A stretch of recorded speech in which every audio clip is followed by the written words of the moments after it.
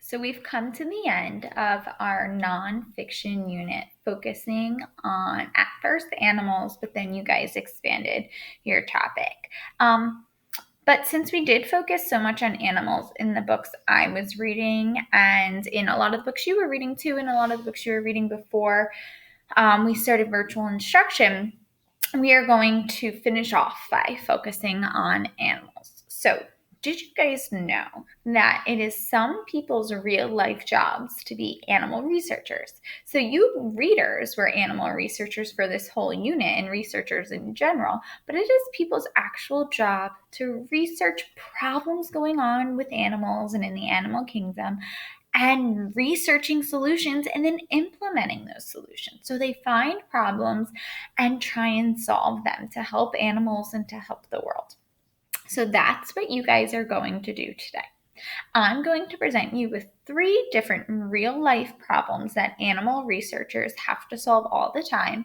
And then you guys are going to come up with solutions to them, either using the research that you've already done in your reading or by doing a little bit more research today. So let's talk about some of those real life problems. So this says real life problems that animal researchers could tackle, and they do tackle.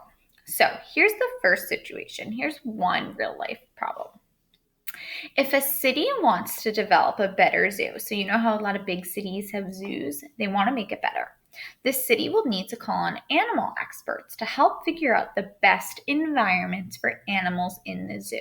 What would you suggest? Your job is to design a habitat area at the zoo for an animal of choice.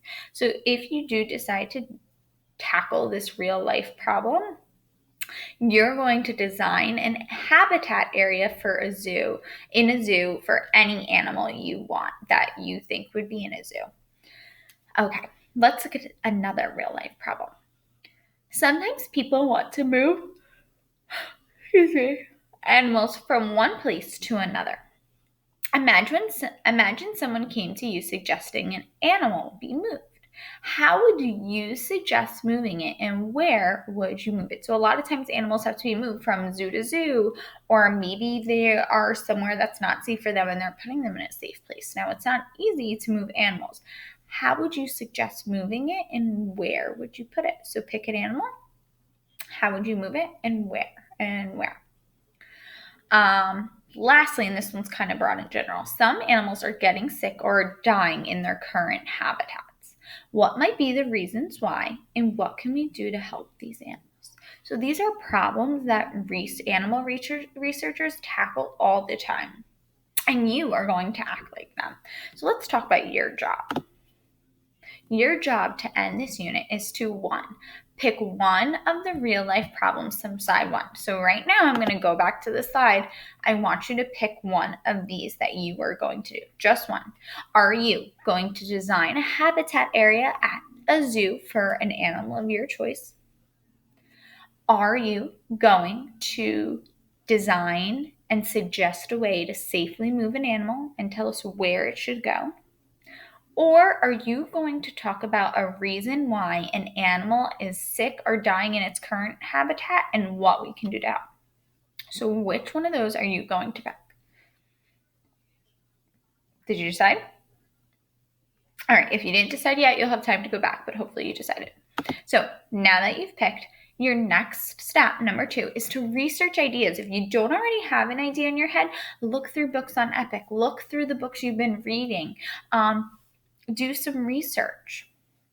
Once you do your research, you're then going to design a poster or a nice piece of paper explaining and illustrating your idea. So you'll explain what your idea is and draw a beautiful color picture of it. And then you'll share your poster on Seesaw. You know what? I'm actually going to change that right now. Let's do it on Flipgrid so we can see each other's ideas. Because on Seesaw, I think really only I see it. Let's do it on Flipgrid. I think it'll be fun. So I'm changing that. We're going to do it on Flipgrid. And I will provide you with the link. So you're going to share your poster and your idea on Flipgrid. Let me show you some student examples from previous years. So this student decided to choose that first option about designing a gorilla habitat at a zoo. So you could see, obviously this one's black and white because it's a scan of it, but they showed labels, they explained what everything would be, why it should be that way. So this one says, it has viewing seats. It says people can sit down on the opposite side, but is reserved for the elderly. There's plants. The gorilla, there's ground is covered in grasses. The trees and vines explain everything. And then this one shows a habitat for snakes at a zoo. And again, look at all the labeling. Again, it's in black and white, but yours would be colorful. All eggs, mud, forest, sand. Everything needs to be labeled, colorful, detailed. So that would be if you chose the first option. This student, can I rotate it? I can't rotate it. But basically, they thought of a problem. They were really interested in whales. And in other parts of the world, people hunt whales and kill them. So they talked about what can be done and how we can save them. This student really was interested in sharks, and they talked about how sharks are endangered because of humans getting stuck in fishing nets and humans purposely killing them. So they explained how we can help and drew illustrations of it. And here is another one just showing a zoo habitat, what it could look like and why. Here's another one for penguins, and they talked about how oil spills are really injuring and hurting penguins, and they talked about what we can do to help. So those are just some ideas and some examples of what you are going to do. So again, you're going to pick one of these situations, one of the real life problems. Pick one, research ideas if you need to. Draw a poster or a piece of paper, colorful with labels explaining and illustrating your design, and then you're going to share on Flipgrid. Alrighty, off you go, readers. I cannot wait to see. Oh, and by the way, this is due Friday, so you have 2 full school days to work on it because I want them to be awesome. All right, can't wait to see.